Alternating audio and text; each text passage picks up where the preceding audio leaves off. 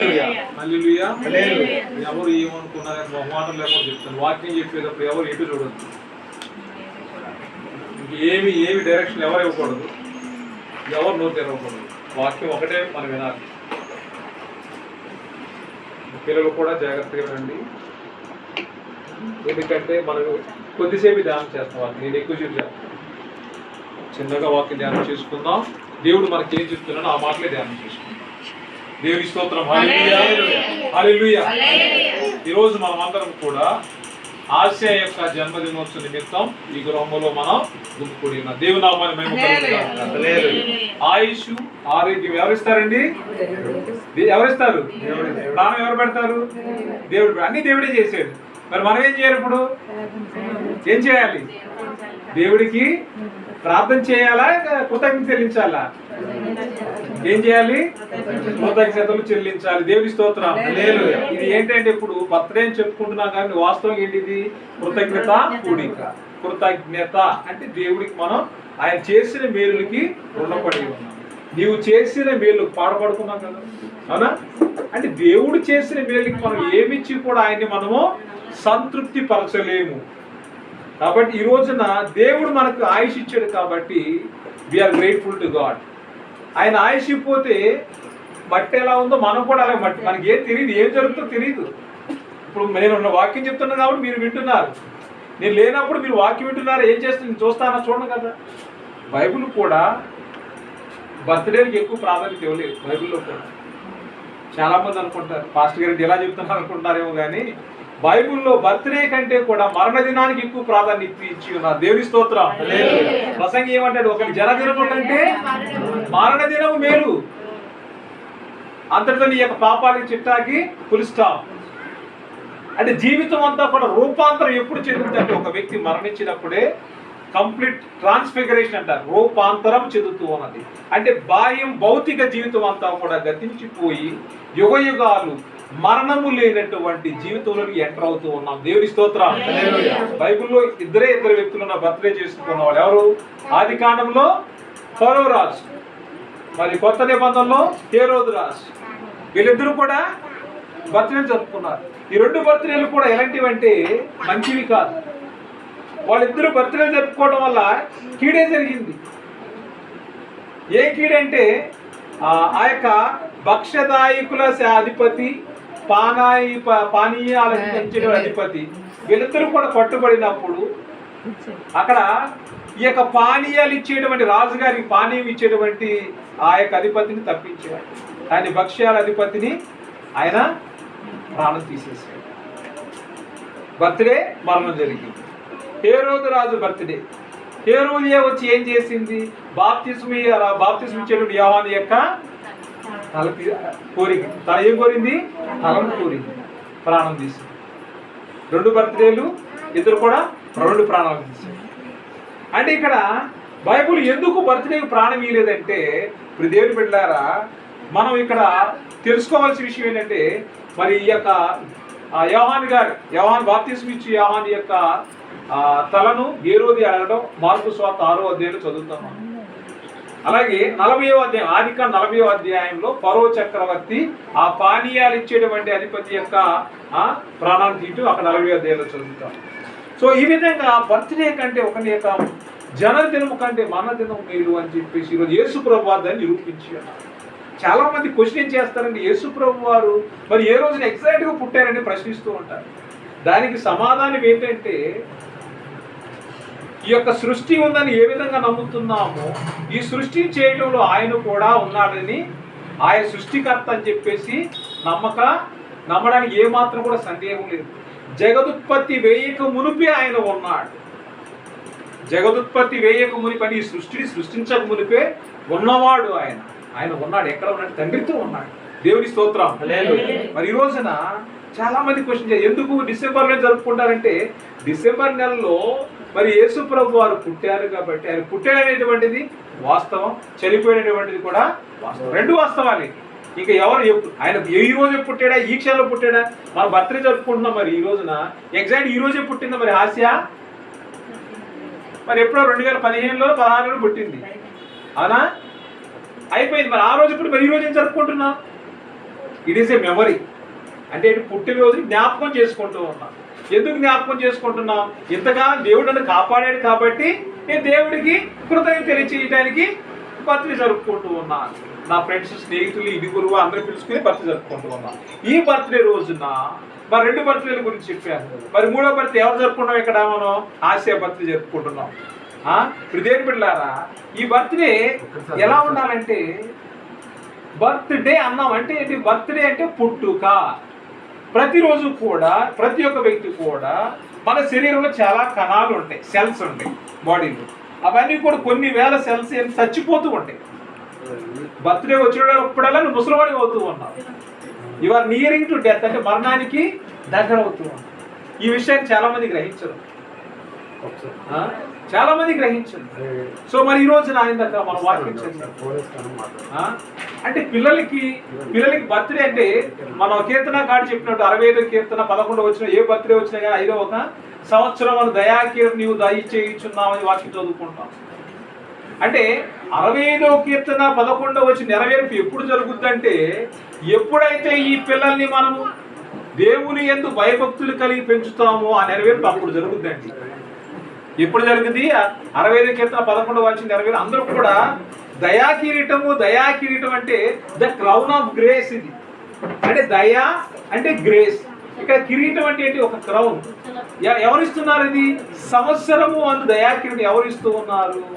ఒక సంవత్సరాన్ని దయగల దేవుడు నీకు దయచేసాడు కాబట్టి అది నీకు ఒక కిరీటముగా ఉన్నది. ఏంటిది? నీ యొక్క ఆయుష్. నీ యొక్క ఆయుష్ ఎలా ఉందంట? కిరీటంగా ఉంది. దయ అంటే ఏంటి? ఇక్కడ ఆయన ఆయుష్ని ఇచ్చాడు కాబట్టి ఆయన ఆయుష్ ఇవ్వడమే ఆయన చూపించేటువంటి దయ. ఆయన చూపించేటువంటి ఆ యొక్క ఆయుష్ ఇప్పుడు నీకు ఎలా ఉంది? కిరీటముగా ఉన్నది. దేవుని స్తోత్రం. హల్లెలూయా, హల్లెలూయా. దేవుని బిడ్డలారా, దేవుడి రోజున మనందరికి కూడా ఏమి ఇచ్చాడంటే, సంవత్సరం అనేటువంటి దయా కిరీటం ఆశకు మాత్రమే కాదు, నీకు ఇచ్చాడు, నాకు ఇచ్చాడు. పోయిన సంవత్సరం నుంచి ఇప్పటి వరకు కాపాడాడు. మళ్ళా నీ బర్త్డే వరకు కాపాడుతున్నాడు కదా. అంటే ఈ అమ్మాయికి ఒకదానికి కదా, అందరికీ కూడా సంవత్సరము అన్నానండి. సంవత్సరం. ఆ సంవత్సరం ఏంటిది? It is the grace of God. ఆ దేవుడు చేయడం అంటే కృప. సంవత్సరం అంటే ఇప్పుడు మీకు అర్థమైందా? సంవత్సరము అంటే దేవుడు ఇచ్చినటువంటి కృప. అది ఎలా ఇచ్చాడు? మామూలుగా ఇవ్వలేదు. మరి ఈ రోజుల్లో మనం రాజులు ఒకప్పుడు కిరీటాలు పెట్టుకునేవాడు. కిరీటం పెట్టుకున్నవాడు రాజరికానికి చిహ్నంగా నిలిచేవాడు. సో ఇది ఏదైనా ఒక ఉన్నతమైన మరి స్థితిలోకి వెళ్ళినప్పుడు కూడా కిరీటాలు పెట్టేవాడు పూర్వకాలంలో. అంటే నిన్ను ఒక శోభ అతిశయ కిరీటముగా నిన్ను ఆయన మలుచుకుంటూ ఉన్నాడు. దేవుని స్తోత్రం. అంటే ఆయన దయ ఎవరికి ఉంటుంది? ఈ రోజున ఎవరికి ఉంటుందంటే, దేవుని యందు భయభక్తులు కలిగిన వారికి ఆయన దయ ఉంటుంది. సామెతల గ్రంథము 9వ అధ్యాయం 11వ వచనం. ఎవరికి ఆయన ఈ యొక్క దయా కిరీటం ఇస్తున్నాడు అంటే, సామెతల గ్రంథము 9వ అధ్యాయము 11వ వచనం. నా వలన నీకు దీర్ఘాయువు కలుగును, నీవు జీవించు సంవత్సరములు అధికమగును. దేవునికి స్తోత్రం. నీవు జీవించే సంవత్సరం ఎప్పుడు అధికమవుతుంది? 10వ వచనం రండి ఇప్పుడు మళ్ళీ. యెహోవా యందు జ్ఞానమునకు మూలము, పరిశుద్ధ దేవుని గురించిన తెలివియే వివేచనకు ఆధారం. అంటే దేవుని యందు భయభక్తులు ఎవరైతే కలిగి ఉన్నారో వారికి ఏమొస్తుంది? జ్ఞానం వస్తుంది. ఈ జ్ఞానం రావటం వల్ల దేవుడు వారికి ఏమి ఇస్తున్నాడు? వివేకమును ఇస్తున్నాడు. వివేకం ఎందుకు అవసరం మనిషికి? మంచి చెడు అర్థం అవ్వాలంటే ఏం కావాలి? మనిషికి వివేకం కావాలి. ఆ వివేకం ఉండటం వల్ల నువ్వు మంచి చేసినప్పుడు నీకేం కలుగుతున్నది? దీర్ఘాయుష్ కలుగుతుంది. నా వలన నీకు కలుగుతుంది అన్నాడు కదా, నీ వలన కలగట్లేదు అనలేదు. ఇది పెద్ద లేచి చదివే మనం, యెహోవా యందు భయభక్తులు కలిగి ఉండుట ఏ జ్ఞానమునకు మూలము అన్నాం. అదే 10వ-27వ వచనం వచ్చేసరికి, యెహోవా యందు భయభక్తులు కలిగి ఉండుట దీర్ఘాయువునకు. ఏమి కారణము దీర్ఘాయువునకు? భయము, భక్తి. భయం ఎలా వస్తుందండి? ఇప్పుడు నేను నా మొబైల్ కొడితే వాళ్ళ అమ్మ ఏమొస్తుంది? ఏం చేస్తుంది? అడ్డు వచ్చేస్తుంది. ఎందుకని? భయం కాదు, తల్లి ప్రేమ అలాంటిది. పిల్లోడు పాడైపోయిన తల్లి ఏం చేయాలి? త్వరగా డాడీ కొడుతున్నప్పుడు అడ్డు వెళ్ళాలి, అంతే కదా. ఆ విధంగా ఏ తల్లి కూడా చేయకూడదు. ఎందుకు చెప్తున్నానంటే ఏ తండ్రి కూడా పిల్లవాడు చనిపోవాలని కొట్టడు.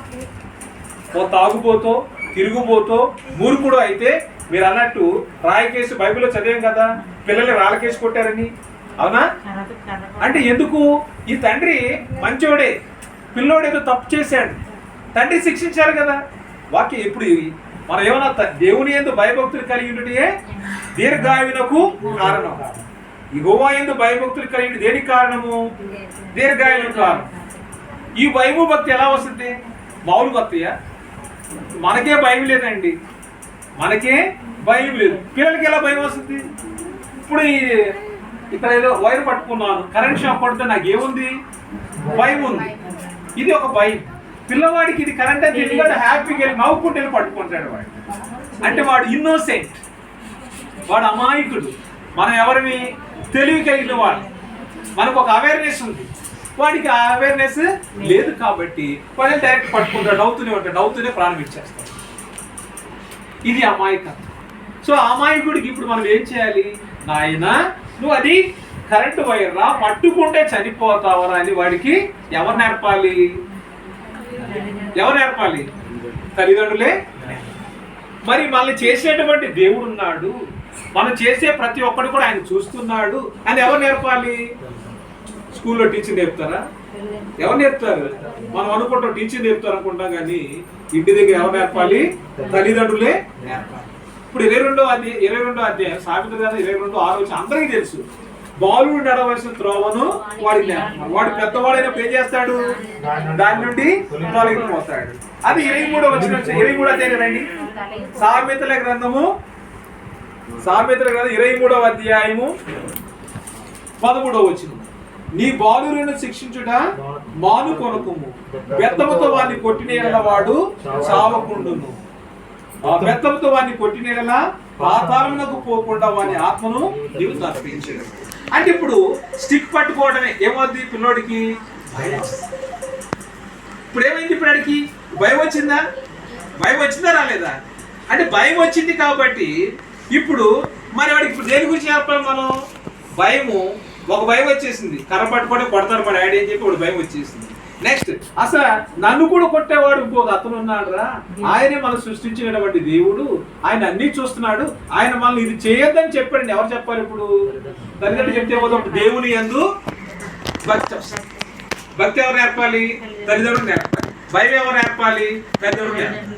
అంతేగాని స్కూల్లో టీచర్ పిల్లలు కొట్టడమే, మీతో పాటు 10 మందిని తీసుకువెళ్ళి స్కూల్ మీద దాడి చేయటం, టీచర్ని అరెస్ట్ చేయటం, ఆ టీచర్ని సస్పెండ్ చేస్తావా లేకపోతే మా పిల్లోడు తీసుకెళ్ళిపోవడమో అంటే ప్రైవేట్ స్కూల్స్ ఏం చేస్తుంది? టీచర్ గారు మీరు ఆ పిల్లోడిని కొట్టారు కాబట్టి అమ్మ మీరు రేపు నుంచి రావద్దమ్మా అని ఎవరు పనిష్మెంట్ ఇస్తారు? టీచర్ పంపించేస్తారు, పిల్లోడు పంపించరు. పిల్లోడు అనేవాడు ఆ మంచి ఆదాయం ఇస్తాడు, స్కూల్కి మంచి ఆదాయం ఇస్తాడు కాబట్టి టీచర్ అని వదులుకుంటారు, కానీ పిల్లోడు వదులుకోరు. ఈ మూర్ఖులైన తల్లిదండ్రులు ఏం చేస్తారు? మా పిల్లోడిని మేమే కొట్టలేదు, మీరు కొడతారా అని చెప్పేసి ఎదురుదాడి చేస్తారు. అంటే ఎంత మూర్ఖత్వంలో ఉన్నారండి తల్లిదండ్రులు, ఒకసారి ఆలోచించుకోవాలి. పిల్లవాడి టీచర్ ఎందుకు కొట్టారు? వాడు నేర్చుకోలేదని కొట్టారు, హోంవర్క్ చేయలేదని కొట్టారు, మాట్లాడుతుందని కొట్టాడు, తప్పు చేసేదని కొట్టారు. మంచిగా ఉన్న ఎవరిని కొడతారండి? మంచిగా ఉన్న పిల్లలు ఎవరిని కొడతారా? అంటే తల్లిదండ్రులు విచక్షణ జ్ఞానము వారికి లేదు, వివేకము వారికి లేదు. వాళ్ళు ఎందుకంటే పిల్లోడికి మూఢత్వం అనేది స్వాభావికముగా వచ్చును అంట. ఎలా వస్తుంది మూఢత్వం? వాడికి స్వాభావికం. అంటే పుట్టినప్పటి నుంచి వాడు ఏముంటుందంట? మూఢత్వం అనేది ఉంటుంది. అది పోవాలంటే వాడికి కొంచెం మనం భయం పెట్టాలి. భయం పెట్టినప్పుడు వాడు ఏం చేస్తాడు? ఆ యొక్క మూఢత్వాన్ని పోగొట్టుకుంటాడు. లేకపోతే వాడు అదే విధంగా పెరుగుతాడు, వాడి యొక్క జీవితాన్ని వాడు చేసుకుంటాడు. కాబట్టి ప్రియమైన తల్లిదండ్రులారా, ఈ రోజున మనమందరం కూడా తెలుసుకోవాల్సిన విషయం ఏంటంటే మరి 22వ అధ్యాయం సామెతల గ్రంథం 22వ అధ్యాయం 15వ వచనం చూడండి. బాలుని హృదయములో మూఢత్వము స్వాభావికంగా పుట్టును, శిక్షాదండము దానిలో నుండి తోలివేయును. ఏం తొలగిస్తుందంట? మూఢత్వం అంటే మూర్ఖత్వము. ఎంత చెప్పినా కానీ మన పిల్లోడు వైరు పట్టుకోతుంటే దాన్నే పట్టుకుంటాడు. అర్థమైతే మీకు? మూఢత్వం అంటే మూర్ఖత్వము. ఆ మూర్ఖత్వం పోవాలంటే ఏం చేయాలి? శిక్షాదండం అనేది కావాలి. అంతేగాని ప్యాంపరింగ్ చేసామనుకోండి, రేపు పొద్దున ఎవరు దానికి రిజల్ట్ ఎవరు ఫేస్ చేయాలి? కాన్సిక్వెన్స్ అంటే దానికి ప్రతిఫలం మనమే తల్లిదండ్రులే వేరు చేయాలి. పక్కన ఇంటి పక్కన రారు, నానమ్మ రాదు, అమ్మమ్మ రాదు, తాతయ్య రారు. నానమ్మ అమ్మాయిలు ఈ రోజుల్లో సొసైటీ చూస్తే పిల్లలు పాడేపడిన కారణం ఎవరు? నానమ్మ, అమ్మమ్మ, తాతయ్య, నానమ్మ. వీళ్ళే మెయిన్. వీళ్ళు ఏది చేసినా కానీ తల్లిదండ్రులు అడ్డు వెళ్తారు. లేకపోతే మరి ముఖ్యమైన కారణం ఎవరు? తల్లి అవ్వచ్చు, లేకపోతే తండ్రి అవ్వచ్చు. So it is our duty to correct the child. So మనం కరెక్ట్ చేయకపోతే మన పిల్లలు ఎవరు కరెక్ట్ చేస్తారండి? ఫస్ట్ నేనే కరెక్ట్ చేయాలి మా అబ్బాయి. అదే మీరు ఎవరు కరెక్ట్ చేస్తారు అనుకోండి, నా యొక్క బ్రహ్మ, నా యొక్క మూర్ఖత్వం అది. సో పిల్లవాడిని మనం బాలుడు నడవలసిన త్రోవను వారికి ఇట్ ఈస్ అవర్ డ్యూటీ, మన డ్యూటీ అది. అందుకే పిల్లలు పాడైపడి యేసుప్రభువు వారు చాలా స్పష్టంగా చెప్పారు. ఈ పిల్లలు ఈ చిన్నవారిలో మత్తయి సువార్త 18వ అధ్యాయం అండి. మత్తయి సువార్త 18వ అధ్యాయం చాలా విలువైనటువంటి వార్త. సో 4వ వచనం చదువుతున్నా చూడండి. కాగా ఈ బిడ్డ వలె తన్ను తాను తగ్గించుకుని వాడెవడు వాడే పరలోక రాజ్యములో గొప్పవాడు. మరియు ఇలాంటి ఒక బిడ్డను నా పేరిట చేర్చుకున్నవాడు నన్ను చేర్చుకొనును. నా యందు విశ్వాసం ఉంచు ఈ చిన్నవారిలో ఒకరిని అభ్యంతరపరచువాడెవడో వాడు మెడకు పెద్ద తిరుగుటి రాయి కట్టబడిన వాడై మిక్కిలి లోతైన సముద్రములో ముంచి వేయబడుట వానికి మేలు. దేవునికి స్తోత్రం. ఎవరికి ఏమి రావాలి? ఇప్పుడు మనకి ఏమి కావాలి? మెడకి ఏం కట్టాలి? మెడకి కట్టాలా వద్దా? ఎందుకు? పిల్లల్ని ఏం చేస్తున్నాం మనం? వాడు పాడైపోవడం కారణం ఎవరు? సొసైటీ, సమాజం పిల్లలు ఏం చేసింది? పాడు చేసి. సో ఇప్పుడు మా యేసుప్రభువు చెప్పిన వాక్యం మరి నెరవేరాలంటే మనందరం మెడకందరూ కూడా తిరగరాయి కట్టుకొని సముద్రంలో పడేటి మేలంట. అంటే ఇలాంటి సమాజం, ఇలాంటి వాళ్ళు ఉన్నావు ఒకటే. అంటే పిల్లవాడు చెడిపోవడానికి కారణం ప్రధానం పెద్దవాడు. సో యేసుప్రభువు అందుకే పిల్లవాడికి చెప్పలేదు, పెద్దవాళ్ళకి చెప్పాడు ఆయన. మీ వల్ల ఈ పిల్లలందరూ పాడైపోతున్నారు.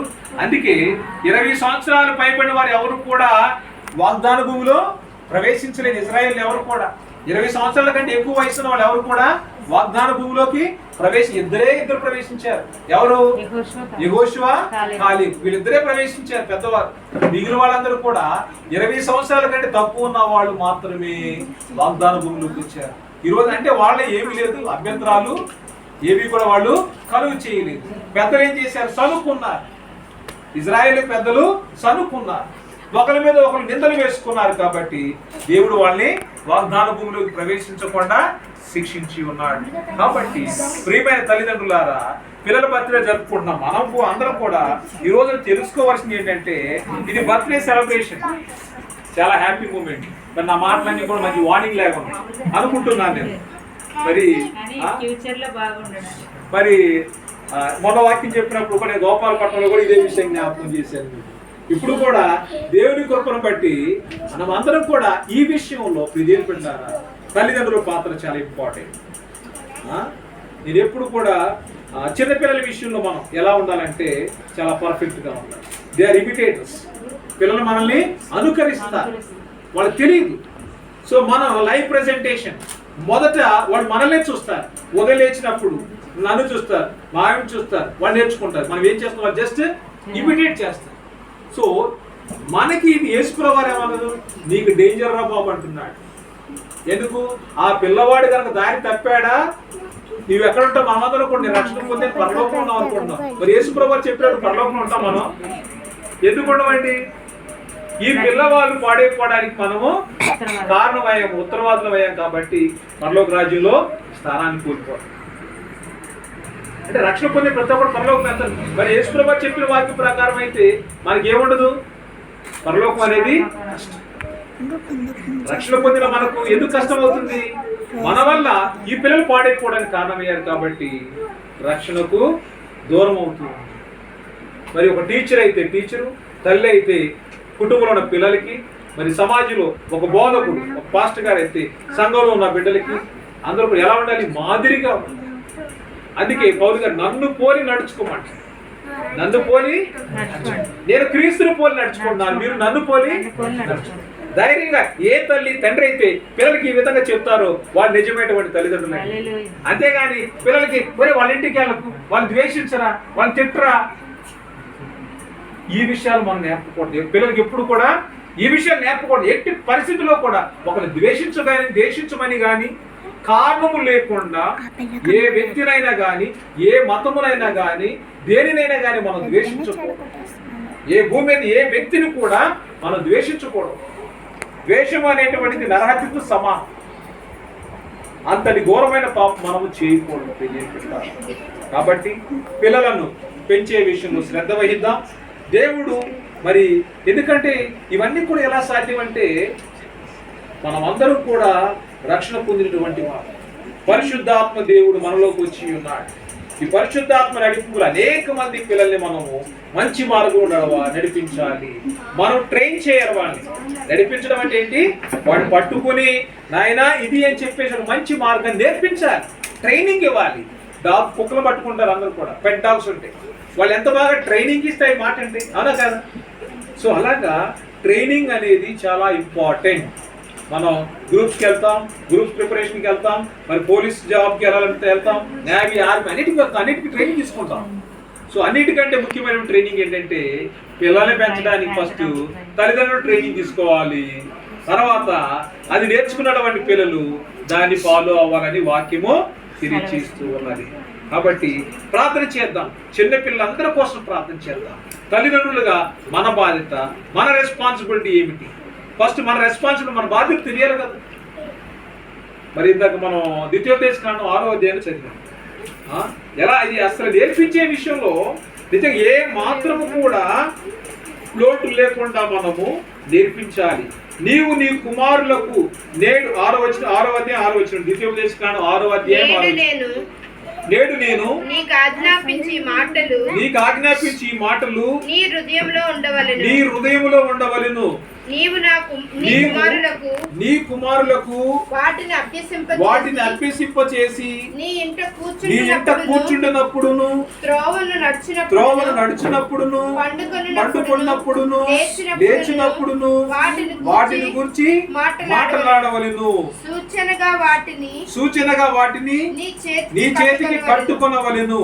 అవి నీ కన్నుల నడుమ పాసికముల వలె ఉండవలెను. నీ ఇంటి ద్వారబంధముల మీదను నీ గౌనుల మీదను వాటి రాయబడును. దేవుని స్తోత్రం. చాలా ప్రాముఖ్యమైన విషయం అండి. నేడు నేను నీకు ఆజ్ఞాపించు ఈ మాటలు ఎక్కడ ఉంచుకోవాలి? తల్లిదండ్రులు హృదయంలో ఉంచుకోవాలి. దేవుని స్తోత్రం. ఎన్నటువంటి వాక్యం ఎక్కడ ఉండాలి? హృదయంలో ఉండాలి. అప్పుడు నువ్వేం చేయాలి? నీవు నీ కుమారులకు వాటి అభ్యసింప చేసి నేర్పించాలి. అభ్యసం అంటే ఏంటి? ఇక్కడ నేర్పించాలి. నేర్పించి ఎప్పుడు? ఇట్లా కూర్చున్నప్పుడు, నడుస్తున్నప్పుడు, పడుకుంటున్నప్పుడు వాటిని గురించి మాట్లాడాలి. సూచనగా వాటిని చేతికి కట్టాలి. అవి కన్నుల నడుమ బాసికముల వలె ఉండాలి. వివాహ సమయాల్లో మనం బాసికాలు కట్టుకుంటాం, అలా కాదు. సో ఆ విధంగా ఎలా దేవుని యొక్క ఆజ్ఞ ఎలా ఉండాలంటే పిల్లోడికి అనుక్షణం కూడా ఫస్ట్ ఎవరు గుర్తుండాలి? దేవుని ఆజ్ఞలు తల్లిదండ్రులు గుర్తుంటారు. చాలా ఇళ్లలో పిల్లలు ప్రార్థన చేస్తారు. నేను ఇక్కడ ఒకటి అబ్జర్వ్ చేశాను. మనందరం కూడా కూర్చుని ప్రార్థన చేస్తున్నాం. ఒక పాప మోకరించి ప్రార్థన చేశాను. అంటే పెద్దవాళ్ళు నేర్పడానికి ఇప్పుడు దేవుడు ఎవరిని లేపాడు? ఇక్కడ పసిపాపలు లేపాడు. దేవుని స్తోత్రం. అంటే ప్రార్థనా విధానం అది ఒక కట్టడ, ఒక నియమం. అంటే 2 చేతులు పైకెత్తి మోకరిస్తే నేను ఆశ్చర్యపోయాను. దేవుని బిడ్డలారా, సో ఇప్పుడు మనం ఏం చేయాలంటే వాటిని ఫస్ట్ మనము హృదయంలో ఉంచుకొని మనం పాటించి మన పిల్లలకి నేర్పించాలని వాక్యం తెలియజేస్తుంది. నీ ఇంటి ద్వారబంధముల మీదను, గౌన్ల మీదను, అన్ని కూడా గోడలన్నిటి మీద కూడా ఏం చేయాలి? వాక్యాన్ని ఫస్ట్ అన్నిటికంటే ముందు హృదయం అనేటువంటి గోడ మీద మనం ముద్రించుకోవాలి. పిల్లలకు నేర్పించాలి, వాళ్ళు దాన్ని పాటిస్తారు. దేవుని స్తోత్రం. కాబట్టి ఈరోజు మనం నేర్చుకున్నటువంటి వాక్యం పిల్లలు పెంచే విషయంలో తల్లిదండ్రుల యొక్క బాధ్యత. ఫస్ట్ ఎవరు నేర్చుకోవాలి? తల్లిదండ్రులు, పేరెంట్స్ నేర్చుకోవాలి. తర్వాత పిల్లలు ఆటోమేటిక్ గా దేవుని స్తోత్రం. అన్ని విషయాలు దేవుడు మరి తన పిల్లల్ని మనం ఏ ఒక ఇంచు కాదు అసలు మిల్లీమీటర్ కూడా వారు తొలగిపోవడానికి అవకాశం ఇవ్వకూడదు. కొంచెం కూడా తొలగిపోవడానికి, ఎందుకంటే బాలుడు నడవలసిన త్రోవను వానికి నేర్పమన్నారు కాబట్టి పర్ఫెక్ట్ గా నేర్పాలి. అంతేగాని 99% నేర్పి వదిలేకూడదు, ఆ 1% కూడా వదిలేకూడదు. ఎందుకు చెప్తున్నంటే ఆ 1% తప్పిపోయేటువంటి వాడు రేపొద్దున వాడు పెద్ద క్రిమినల్ అవుతాడు. అంటే ఒక చిన్న విషయంలో కూడా మనం ఎక్స్క్యూజ్ ఇవ్వకూడదు అనేది నా సిద్ధాంతం. దేవుడు కూడా అదే కోరుకుంటున్నాడు. ఒక్క పర్సెంటేజ్ కూడా మనం ఎక్స్క్యూజ్ ఇవ్వకూడదు. అంటే మనం దాని ఏం తీసుకుంటామంటే, ఎలా తీసుకుంటామంటే గ్రాంటెడ్గా తీసుకుంటాం. చిన్నదే కదా పోనీలే అనుకుంటాం. అవునా కదా? ఈరోజు పిల్లవాడు కూల్ డ్రింక్స్ అడుగుతారండి, రేపొద్దు ఏ డ్రింక్స్ అడుగుతారు? దాన్ని మనం మైండ్లో పెట్టుకోవాలి. ఫస్ట్ పిల్లోడికి మనం పాలిస్తాం, పాలతో ప్రారంభమైంది ఈ రోజున వాడి జీవితం. ఈ రోజున కూల్ డ్రింక్ వాడికి ఫస్ట్ మనం మ్యాంగో అలాంటివి ఇచ్చేవాళ్ళం. ఇప్పుడు ఏమంటే వాడు థమ్స్అప్ బాటిల్ కావాలంటాడు, నెక్స్ట్ ఇంకోటి వాడు టేస్ట్ చేస్తాడు, నాకు అదే కావాలంటాడు. సో అంటే పిల్లవాడికి ఎవరు నేర్పారు? ఇవన్నీ మనమే నేర్పాము. సో వాడి ఫ్రెండ్ ఎవరు బాటిల్ తీసుకొస్తాడు, వాడు కూడా నెక్స్ట్ మా ఇంటి దగ్గర చూస్తూ ఉంటాం, కొండ మీదకి వెళ్తా ఉంటాం. రాత్రి కూడా ఒకడెవరు చెప్తున్నారు గంజాయి, చిన్న పిల్లలండి, చిన్నపిల్లలు గంజాయి స్మోకింగ్ చేస్తూ ఉంటారు. అక్కడ వాడు చాలా బాధాకరంగా ఉంది. ఏంటంటే యూత్ అంతా కూడా వాడి పెద్దలు ఇమిటేట్ చేయటం వల్ల పిల్లలందరూ కూడా పాడైపోయి ఉన్నారు. సో నేను చెప్పేది ఏంటంటే, పిల్లల విషయంలో బర్త్డే చేసినా ఏ రోజు చేసినా ఏది చేసినా కానీ పిల్లలకు మన మాదిరిగా ఉండాలి. ప్రతి ఒక్క బర్త్డే కూడా మనకి ఏంటంటే రిమైండర్. దేనికి? పిల్లలు పెంచడానికి ఒక రిమైండర్ లేకుండా ఉండాలని చెప్పేసి ప్రభుపేట మిమ్మల్ని అందరినీ కూడా బ్రతిమలాడుతున్నాను. దేవుని బిడ్డలారా, రిమైండర్ మనం లేవడానికి ఏ విధంగా అలారం పెట్టుకుంటామో ప్రతి ఒక్క బర్త్డే సమయంలో కూడా ఇది మనకి ఒక రిమైండర్ లేక మనం గుర్తు నేను నా పిల్లల్ని ఎలా పెంచుతున్నాను, it is a checklist పెట్టుకోవాలి. మనం ఏ విధంగా పెంచుతాం చెక్ చేసుకోవాలి పాయింట్స్ వైజ్గా. అప్పుడు మన పిల్లల్ని పెంచడంలో మనం కేర్ తీసుకుంటే దేవుడు నీ జీవితంలో, నీ విషయంలో, నీ యొక్క ఆయుష్ విషయంలో, నీ యొక్క ఆరోగ్య విషయంలో దేవుడు కేర్ తీసుకుంటాడు. కాబట్టి పిల్లలకి ఏం తెలియజేస్తున్నాడంటే, నా కుమారుడా నీ తల్లిని సన్మానించు. సామెతల గ్రంథం 4వ అధ్యాయం 10వ వచనం చూడండి. సామెతల గ్రంథము 4వ అధ్యాయము 10వ వచనం. నా కుమారుడా నీవు ఆలకించి నా మాటలను అంగీకరించిన ఎడల నీవు దీర్ఘాయుష్మంతుడు వగుదు. జ్ఞాన మార్గమును నేను నీకు బోధించి ఉన్నాను. యథార్థ మార్గములో నడిపించి ఉన్నాను. నీవు నడిచినప్పుడు నీ అడుగు ఇరుకున పడదు. నీవు పరిగెత్తునప్పుడు నీ పాదము తొట్టిల్లదు. దేవుని స్తోత్రం. ఎందుకని? నా కుమారుడా నీవు ఆలకించి నా మాట అంగీకరించి నువ్వేమవుతావు? నీ అడుగులు ఎక్కడ పడవంట? నువ్వు నడుచున్నప్పుడు నీ అడుగు ఇరుకున పడదు. ఎందుకు? నేర్పారు కదా, అవునా కదా? నేర్పారు కదా, ఇరుకున పడదు. నీవు పరిగెత్తున్నప్పుడు నీ పాదము. ఎక్సలెంట్ అండి. సొలొమోను మహారాజు అంటే తల్లిదండ్రుల పాత్ర కూడా చాలా ఇంపార్టెంట్. పిల్లడు కూడా తప్పిపోవడానికి ఏమాత్రం అవకాశం ఉందా? సో ఈ రోజున నా వలన నీవు దీర్ఘాయుష్మంతుడు అవుతావంటే, సంవత్సరములు దయాకిరీటం ఇస్తున్నానంటే వీటన్నిటికీ కారణం ఏంటి? దేవుని యందలి భయభక్తులు కలిగిన వారికి ఏమొస్తుంది? దేవుని యందు భయభక్తులు కలిగి ఉండటయే దీర్ఘాయునకు దైవభక్తి. దైవభక్తి ఏ భక్తి? అది భయముతో కూడినటువంటి భక్తి. అది మనకి దీర్ఘాయుస్తుంది. కాబట్టి ఈ వాక్యాన్ని మనం పొందుకుందాం. మన పిల్లలు పెంచే విషయంలో వాళ్ళ అడుగులు తొట్టిల్లకూడదు, ఇరుకున పడకూడదు.